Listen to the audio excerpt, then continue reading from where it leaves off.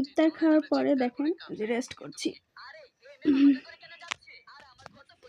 Rest করতে করতে ভাবছি যে আপনাদের সঙ্গে একটু গল্প করি, সেটা একটু ছোট্ট একটু ভিডিও করে ছেড়ে দেই যে ইফতারির পরে আমরা কি করি।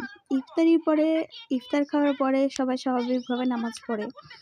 আমরা নামাজ কালাম পড়ে, ইফতারি করে নামাজ কালাম পড়ে ছেলের বাবা মসজিদ থেকে আসছে, আসার পরে আমাদের যেটা ডিউটি,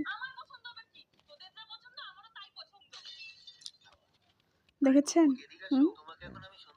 আমাদের সবার হাতে হাতে একটা। বাবু তোমার হাতেটা কি করছো দেখি, দেখাও হাতটা দেখাও। হ্যাঁ, ফোন নাই কেন, রিমোট নিয়ে আছে, ফোন চালাচ্ছে কিন্তু রিমোট নিয়ে আছে, দেখাচ্ছে না। তো যাই হোক, আমরা ইফতার খাওয়ার পরে এইভাবেই সবাই রেস্ট করি, শুয়ে বসে যে যেভাবে পারে বেডের মধ্যে। এই যে ম্যাডাম ফুলি,